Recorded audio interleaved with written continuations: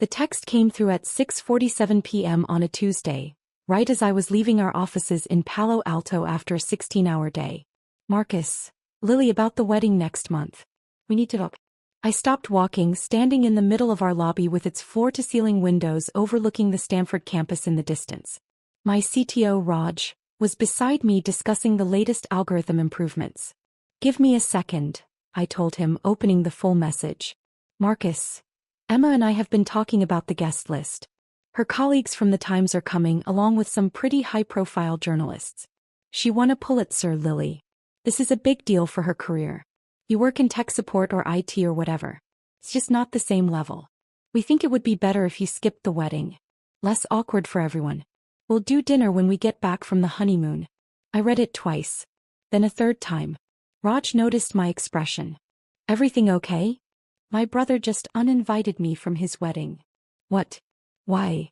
Because his fiancée is too important to be seen with someone who works in tech support or IT or whatever. Raj's eyes widened. Does he not know you're the CEO of a $2.1 billion company? Apparently not. I'd founded Neural Systems 6 years ago, right out of Stanford's PhD program in artificial intelligence. We developed breakthrough natural language processing algorithms that powered everything from medical diagnostics to legal research. We had 340 employees, offices in 5 countries, and had just closed our Series D funding round at a $2.1 billion valuation. Forbes had called me 3 weeks ago. They wanted to interview me for their 30 under 30 list in the technology category.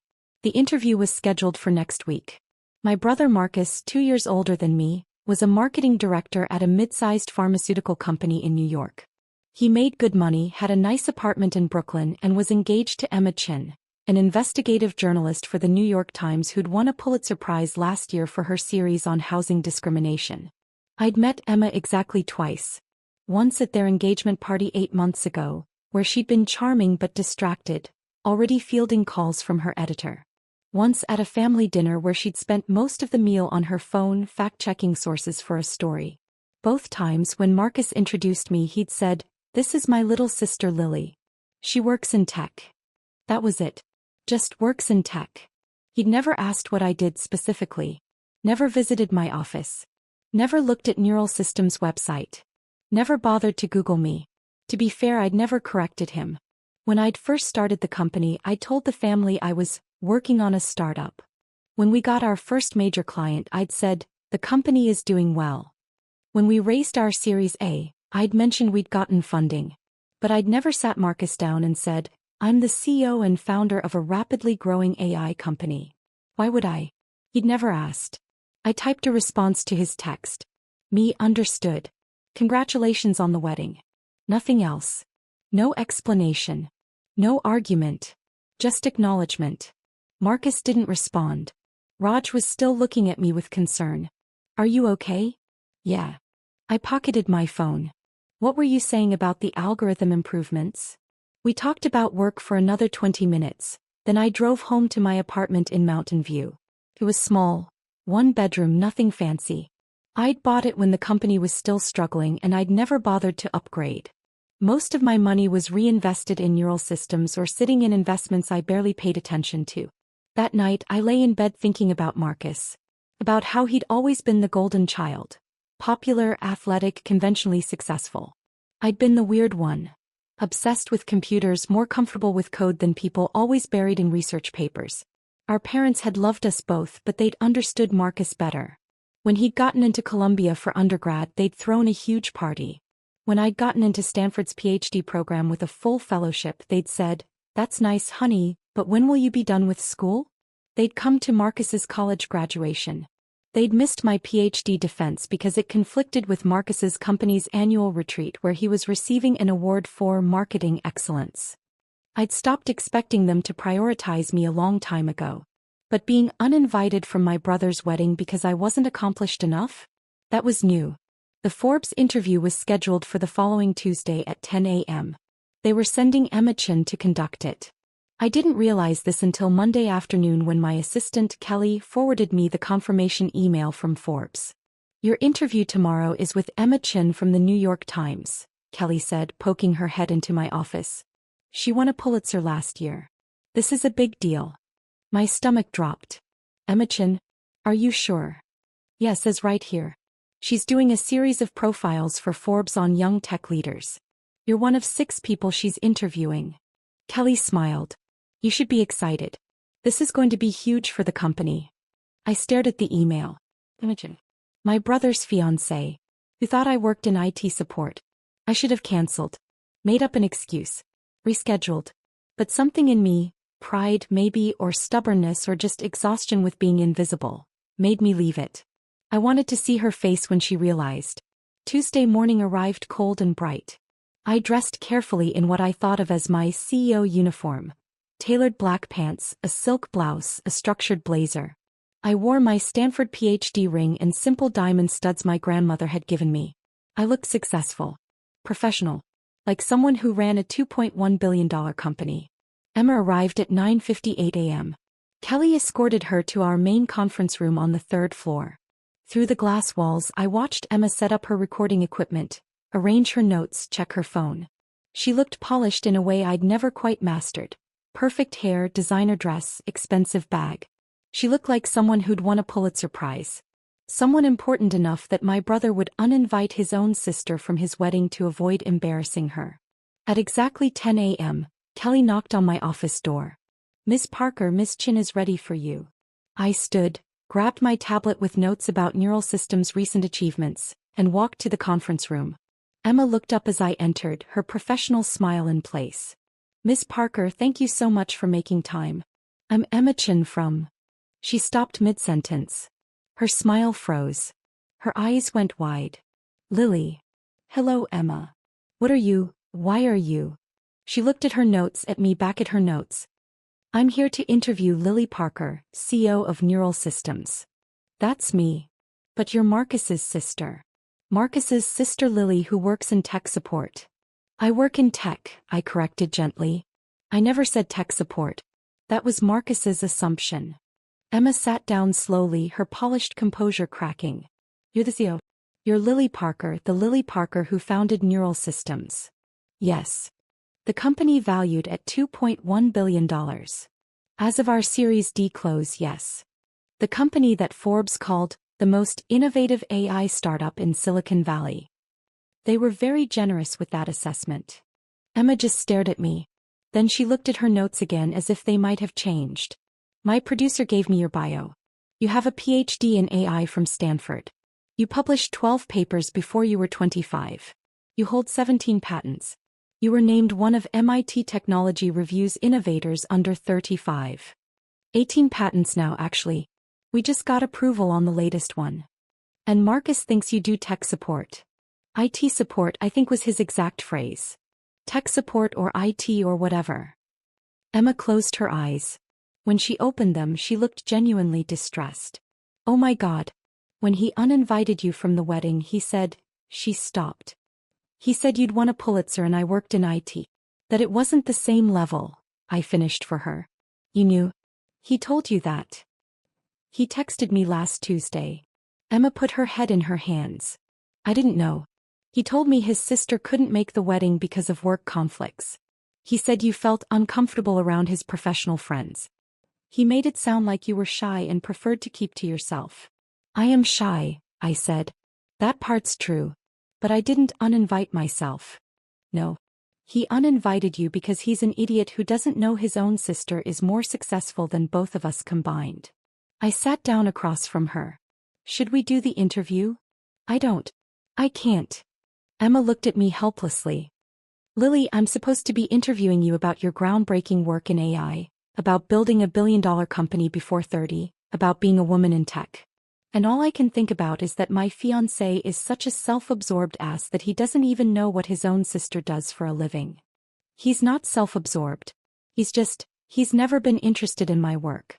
Our parents weren't either. I'm used to it. That doesn't make it okay. No, I agreed. But it's reality. Emma was quiet for a long moment. Then she picked up her pen. Hey, let's do this interview. And I'm going to do it properly as a journalist, because your work deserves proper recognition. But after, she paused. After we need to talk. Not as journalist and subject. As people. Okay. For the next 90 minutes, Emma was completely professional. She asked thoughtful questions about neural systems technology, about the challenges of raising venture capital as a young woman, about my vision for AI's role in healthcare and education. She asked about the technical breakthroughs we'd achieved, about our company culture, about how I'd built a team of world-class engineers. I relaxed into it. This was comfortable territory, talking about my work, explaining complex algorithms, discussing the future of artificial intelligence. This was who I was. Emma was good at her job. She knew when to dig deeper, when to let me talk, when to challenge my assumptions. I could see why she'd won a Pulitzer. At 11:30 she turned off her recorder. "That was incredible," she said. "Seriously, Lily. What you're building is going to change how people interact with information. The medical diagnosis application alone could save thousands of lives. That's the goal. And you did this all by the time you were 29. I had a lot of help. My team is exceptional." Emma packed up her equipment slowly. "Can I ask you something personal?" "Sure. Why didn't you ever tell Marcus? Or your family? Why did you let them think you were just doing normal tech work?" I thought about how to answer. I told them I founded a company. I told them when we got major clients, when we raised funding rounds. But they never asked follow-up questions. They never wanted details. And I got tired of trying to explain myself to people who weren't interested in listening. "But Marcus is your brother. Which makes it worse in some ways. If a stranger doesn't care about my work, fine. But your own family." I shrugged. "After a while you just stop trying." "I'm so sorry," Emma said quietly. "And I'm sorry I'm part of this. That my career was used as an excuse to exclude you. You didn't do anything wrong. I'm marrying someone who did, though. That makes me complicit." She stood gathering her things. "I need to call Marcus. I need to understand how this happened. How he could be so blind to his own sister's achievements." "Emma, you don't have to." "Yes, I do. Lily, I'm an investigative journalist. I dig into corruption, expose injustice, hold powerful people accountable. I can't do that professionally and then ignore this kind of casual cruelty in my personal life." He picked up her bag. "Thank you for the interview. The article will run next week. And I'm sorry for all of it." She left. I sat in the conference room for a few minutes, looking out at the Palo Alto skyline. My phone buzzed. Raj asking about a technical decision we needed to make. Kelly confirming tomorrow's board meeting. A venture capitalist requesting a meeting about potential Series E funding. My real life. The one Marcus knew nothing about. The call came at 3:47 p.m. "Marcus." I let it ring through to voicemail. Then listened to the message. "Lily, what the fuck? Emma just called me. She's furious. She said you're the CEO of some billion-dollar company? That can't be right. She must have misunderstood. Call me back. We need to talk about this." I deleted the message without responding. He called again at 4:15 p.m. Again at 5:30 p.m. At 6 p.m. he texted. "Marcus. Emma is saying the wedding is off. She won't tell me why. Did you say something to her? What happened at that interview?" Me. I answered her questions about neural systems. So, "Marcus. What's neural systems?" I stared at that text for a long time. What's neural systems? The company I'd spent 6 years building. The company I'd mentioned probably 50 times in family conversations. The company I'd poured my entire adult life into. And he didn't even know its name. Me. It's the company I founded and run. The one Emma interviewed me about for Forbes. "Marcus, you run a company? Since when?" Me. "Since 2018. "Marcus, you never told me that." Me. "I told you I started a company in 2018. I told you when we got our first major client in 2019. I told you when we raised series of funding in 2020. I told you when we hit profitability in 2021. I told you when we raised Series B in 2022. You never asked for details." 3 dots appeared, disappeared, appeared again. Finally. "Marcus, I thought you meant like a small consulting thing. A side project. A real company. With 340 employees. And $2.1 billion valuation." "Marcus. What?" "I have to go. Board meeting prep." I turned off my phone. The Forbes article ran the following Monday. The headline read, "At 29, Lily Parker built an AI empire that's changing healthcare forever." The article was beautiful. Emma had captured not just the technical achievements but the vision behind neural systems, using artificial intelligence to make expert knowledge accessible to everyone, democratizing information that had previously been locked away in specialist silos. She quoted me extensively, included photos of our offices and our team, detailed our major breakthroughs. She called me one of the most important young voices in technology, and a model for what's possible when brilliant minds tackle real-world problems. The article went viral. By Tuesday morning, we'd received 147 media requests. The Wall Street Journal wanted an interview. TechCrunch wanted a profile. NPR wanted me on their show. My phone, which I'd turned back on Monday night, had 23 missed calls from Marcus and 14 text messages. I read through them. They progressed from confusion to anger to panic to something that looked like genuine distress. Marcus, why didn't you tell me? Marcus, Mom and Dad are freaking out. They had no idea either. Marcus. Emma broke off the engagement. She said she can't marry someone who doesn't even know his own sister. Marcus. Lily, please call me. I need to understand what happened. Marcus, I know I fucked up. I know I should have paid more attention. But please talk to me. The last message had come at 2:47 a.m. Marcus. I read the Forbes article. You're incredible. I had no idea. I'm so sorry. I should have felt vindicated. Triumphant even. My brother who'd dismissed me, who'd uninvited me from his wedding, was finally seeing what he'd missed. Dad, I just felt tired. I called him Tuesday afternoon, during a break between meetings. Lily. He answered on the first ring. Thank you for calling. I've been going crazy. I've been busy. I know. I read about it. The Forbes article, and then I Googled you, and holy shit, Lily. You're everywhere. There are articles about you in Bloomberg, in TechCrunch, in Wired. You gave a keynote at some AI conference. You were on a panel at Stanford. You're on the board of 2 nonprofits. Yes. Why didn't I know any of this? Because you never asked, Marcus. Not once in 6 years did you ask me what I was actually working on. What my company did. What my title was. Whether things were going well. I don't know what I thought. That you were doing okay but nothing special. That you were happy with a quiet tech job. I have a PhD from Stanford. I published 12 papers before I graduated. What part of that suggested I wanted a quiet job? Silence. Then, I'm an idiot. Yes. Emma won't talk to me. She said I don't see the women in my life clearly. That I assumed you were less successful because you're my little sister and you're quieter than me. She said it's a pattern of casual sexism she can't ignore. She's right. I know she's right. But Lily, you're my sister. If this was some stranger, fine, I'm an ass who makes assumptions. But you could have corrected me. You could have told me what you were doing. I did tell you. Over and over. You just didn't listen. More silence. What do I do? He asked finally. How do I fix this? I don't know if you can. Not quickly. This isn't about one mistake, Marcus. It's about 6 years of not caring enough to pay attention. It's about uninviting me from your wedding because you were embarrassed by what you thought I did. It's about, I stopped feeling the anger I'd been suppressing finally surface. It's about the fact that I achieved something remarkable and my own family didn't even notice. I notice now. Because you were forced to. Because Emma confronted you. Because Forbes published an article. Not because you actually looked at me and saw who I was. You're right. His voice was thick. You're absolutely right. And I'm sorry. I'm so fucking sorry, Lily. I know you are. But sorry doesn't fix 6 years. What about Emma? Can you talk to her? Tell her I'm trying to understand, to be better. No, I said firmly. Emma made her decision based on who you showed her you were. That's between you two.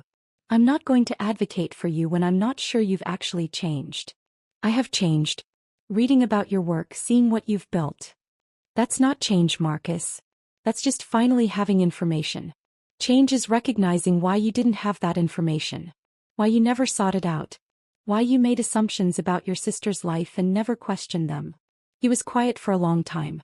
Will you at least have dinner with me? Let me try to understand. Maybe.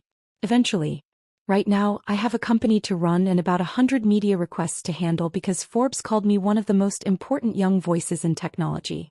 I paused. Which you would have known about if you'd ever Googled me. I'll Google you every day from now on. he said, trying for humor. Don't. Just talk to me. Actually ask me questions. Actually listen to the answers. That's all I ever wanted. I hung up before he could respond. Emma called me 3 days later. Lily, it's Emma. I hope it's okay that I'm calling. It's fine. I wanted to let you know. I'm not getting back together with Marcus. I've broken off the engagement permanently. I'm sorry, I said and meant it. Don't be. You were right. This wasn't about one incident. It was about a pattern of not seeing. Not seeing you, not seeing women's accomplishments, not seeing his own privilege. She paused. I spent 2 days going through his social media, his conversations, the way he talks about people. He posts constantly about his own career achievements. He never mentioned you once. Not even to say, my sister works in tech. You were invisible to him. I know. That's not love. That's not even basic respect. I can't build a life with someone like that. I understand. Thank you, by the way. For doing the interview despite everything. For being professional. For sharing your incredible work with me. You're good at what you do, I said. The article was fair and thorough. I tried. I wanted people to see you the way I saw you in that conference room. Brilliant, driven, changing the world. Not the way Marcus sees you or saw you. As an afterthought. After we hung up, I thought about that word. Afterthought. That's what I'd been to my family. The smart one who did computer stuff. The quiet one who didn't need much attention. The one who was fine so they could focus on Marcus and his more legible achievements. I'd built a $2.1 billion company and I was still an afterthought. The rest of the week was chaos. The Forbes article had opened floodgates. We had investors calling about Series E funding. Universities wanted me to speak. Other companies wanted to discuss partnerships or acquisitions. On Friday, I gave a presentation at a major AI conference in San Francisco. 2,000 people in attendance.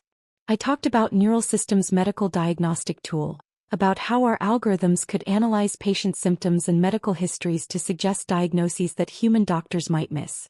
It was the biggest audience I'd ever presented to. I was terrified. But I stood on that stage and I talked about my work and people listened. Really listened. They asked smart questions. They challenged my assumptions. They wanted to collaborate to build on what we'd created. Afterward, a woman approached me in the lobby. Mid-40s, kind face, professorial demeanor. Dr. Parker, I'm Sandra Liu. I'm a professor at UCSF Medical School. I've been following your work for 2 years. That diagnostic tool you've developed could revolutionize how we train medical students. Would you be open to discussing a research partnership? Absolutely, I said. We talked for 20 minutes about applications in medical education, about how AI could supplement human judgment rather than replace it, about the ethical considerations of automated diagnosis. You're doing important work, she said as we exchanged contact information. Don't let anyone diminish what you've accomplished here. Walking to my car, I called my parents. They answered on the third ring, both of them on speaker.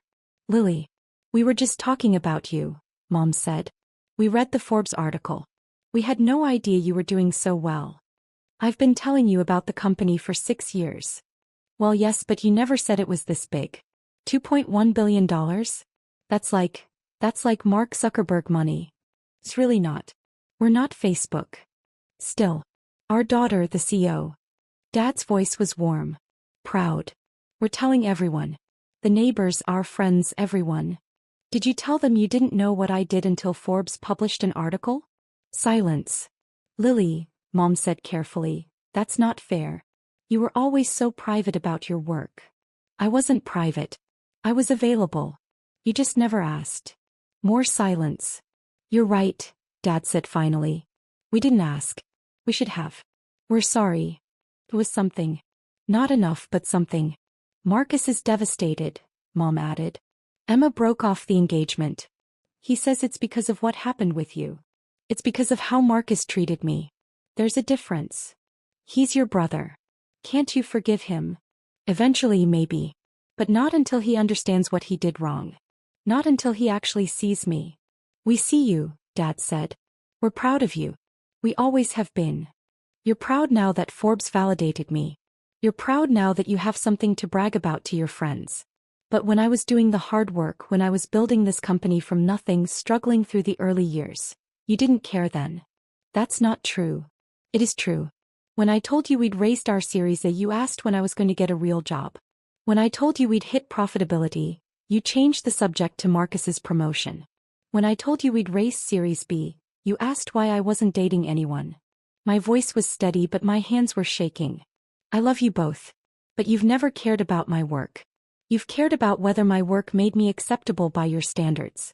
And it never did until someone else told you it was important. Lily, please. I have to go. I have a conference call with our Tokyo office. I hung up. That night, alone in my apartment, I let myself cry. Not from sadness exactly. From release. From finally saying the things I'd kept inside for years. From acknowledging the hurt instead of minimizing it. Marcus came to Palo Alto 2 weeks later. He texted first, asking if he could visit. I told him okay, but just for coffee. Nothing more. We met at a cafe near my office. He looked terrible, dark circles under his eyes, his usually neat hair disheveled. He'd lost weight. Thank you for seeing me, he said as we sat down with our drinks. You look awful. I feel awful. I can't sleep. I keep thinking about all the times I could have asked you about your work and didn't. All the times you tried to tell me things and I didn't listen. That's good. You should think about it. He winced. I deserve that. I deserve all of it. He pulled out his phone. I made a list. Of every time I remember you mentioning your company and I didn't follow up. It's embarrassingly long. I didn't ask to see it. Emma won't take my calls, he continued. I wrote her a letter. Apologizing, explaining that I'm working on myself, that I understand what I did wrong. She sent it back unopened. That's her choice. I know. I thought if you could forgive me, maybe she would too. I haven't forgiven you yet, Marcus. I'm having coffee with you. That's different. He nodded, looking miserable. What do I have to do to earn forgiveness? I don't know. Maybe start by actually understanding what I do. Ask me questions. Real questions. Not because you want me to advocate with Emma, but because you actually care. Okay. He pulled out a notebook. Hey, tell me about neural systems. From the beginning. Everything. So I did. I told him about the idea that sparked in my final year of my PhD, using natural language processing to make expert knowledge accessible. About founding the company with 2 classmates in a rented office space in Mountain View. About the first year when we had no clients and I maxed out my credit cards to keep us afloat. I told him about our first major client, a hospital system that wanted to pilot our diagnostic tool. About the terrifying moment when we pitched to our first venture capital firm. About the series of funding that let us hire real engineers and expand our technology. I told him about the hard years, the competing products, the technical setbacks, the employees who left, the investors who doubted us. About the moment when our algorithm correctly diagnosed a rare condition that 3 human doctors had missed, and we realized we were onto something real. I told him about scaling from 10 employees to 50 to 200. About opening offices in London and Singapore. About the Series C and Series D funding rounds that had valued us at over $2 billion. Marcus listened. He took notes. He asked questions, good questions, thoughtful questions. The medical diagnosis application, he said. You said it saved lives. Can you quantify that? We estimate our tool has contributed to approximately 340 earlier diagnoses of serious conditions over the past 2 years. Earlier diagnosis improves outcomes significantly, so yes, we believe we've saved lives. That's incredible, Lily. You're literally saving people's lives with code. With AI algorithms trained on vast medical datasets, but yes. He was quiet for a moment. I never knew. I never bothered to know. You were doing this, building this, saving lives, changing medicine, and I thought you were doing IT support. You thought what you wanted to think. That I was safe and small and not threatening to your role as the successful sibling. He flinched but didn't argue. You're right. I needed you to be less than me because I'm insecure about my own achievements. You have a PhD from Stanford. You're changing the world. And what am I? A marketing director. Upper middle management at a company I didn't build. There's nothing wrong with that, Marcus. It's good work. Important work. But it's not what you're doing. And instead of being proud of you, being inspired by you, I diminished you. I made you small so I could feel big. Yes, I said simply. We sat in silence for a while. The cafe was busy around us. Other tech workers, students from Stanford, the ambient noise of a Silicon Valley Tuesday afternoon. Can I come to your office? Marcus asked. See where you work. Meet your team. I thought about it. Not yet. Maybe eventually. But right now that space is mine. It's where I'm valued and seen and respected. I'm not ready to bring family complications into it. I understand. Do you? Because I'm not sure you do. My work is where I matter, Marcus. It's where people care about my ideas, where my accomplishments count, where I'm not just someone's little sister. I need to protect that space. From me, he said quietly. From anyone who might make me feel invisible again. Yes, including you. He nodded, his eyes red. I'm sorry. I'm so sorry for making you feel that way. For being that person. I know you are. But sorry is just words. I need to see change. Real, sustained change. Not because you feel guilty, but because you've genuinely understood what you did wrong. I'm trying. I promise I'm trying. We finished our coffee. As we stood to leave, Marcus hesitated. One more question. About your work. What? What's next for neural systems? What's the big goal? I smiled slightly. It was a good question. The kind of question someone who was actually interested would ask. We're working on educational applications.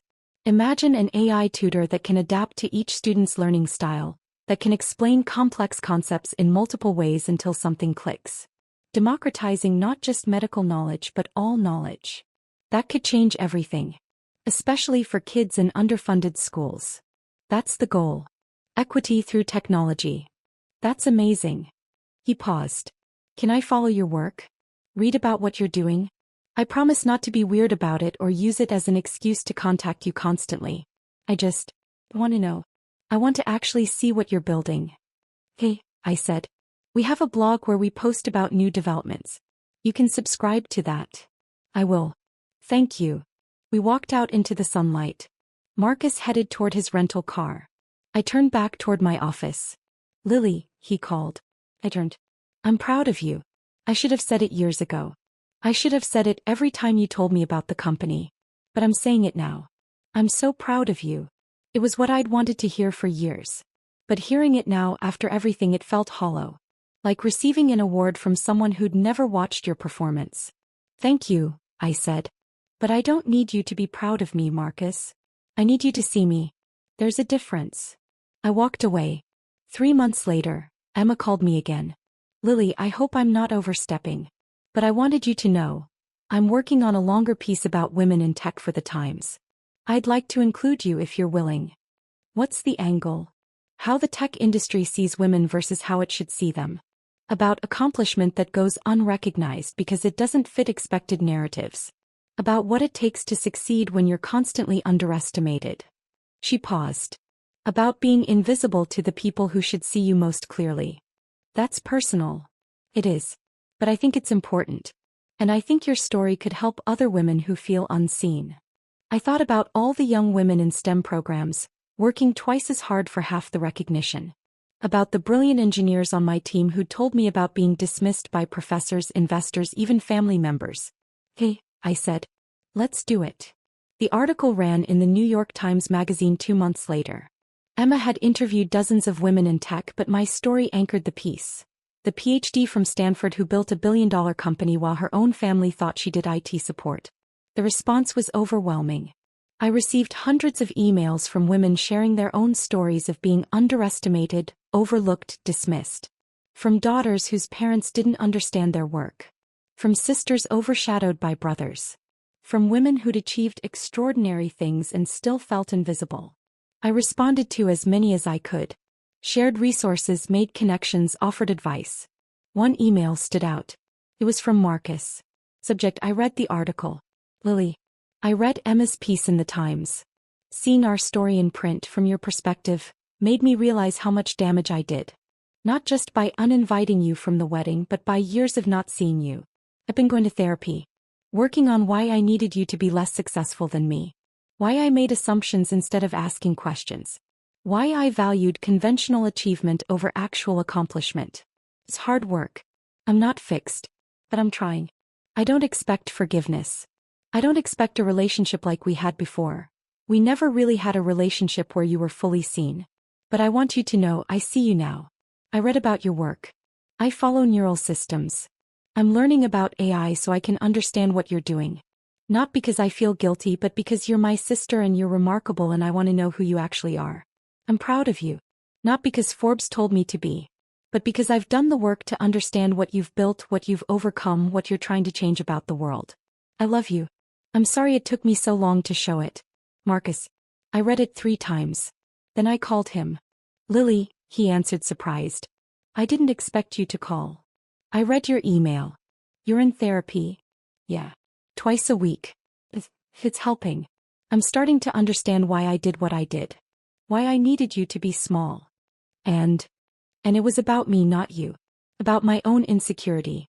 About being threatened by your intelligence and achievements instead of celebrating them. About being raised to think success looked a certain way and not being able to see it when it looked different. It was the right answer. The honest answer. I'm having a company event next month, I said. A celebration for reaching 500 employees. You can come if you want. Meet my team. See what we've built. Silence. Then, really? Yes.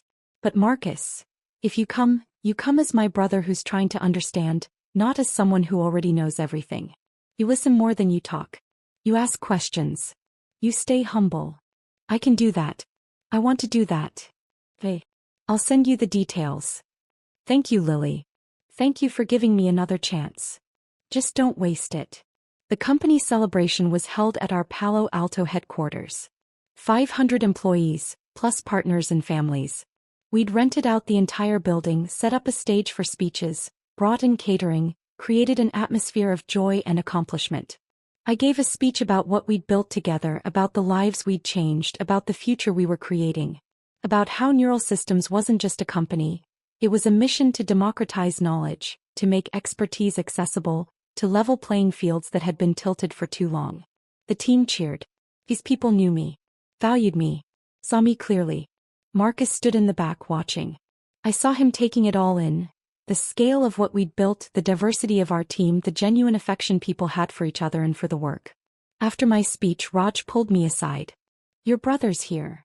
I know. I invited him. He's been asking people questions. About you, about the company. Good questions. Respectful questions. Good. Later, Marcus found me near the food tables. This is incredible, he said.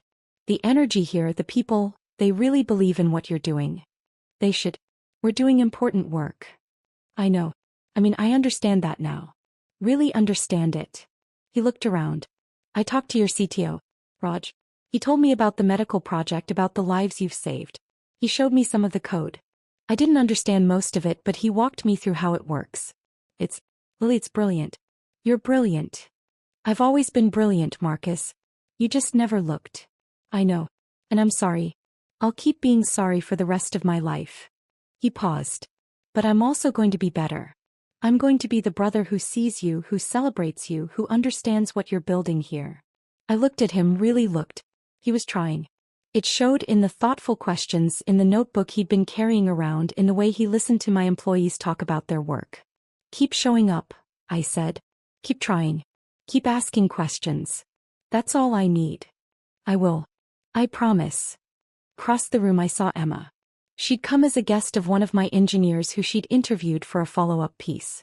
She caught my eye, smiled, raised her glass in acknowledgement. I smiled back.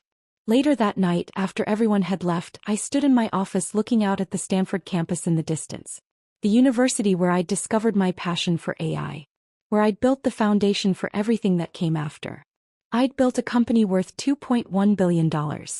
I'd saved lives with technology. I'd been recognized by Forbes, the Times, the tech industry at large. But what felt best wasn't the success. It was finally being seen. By my team.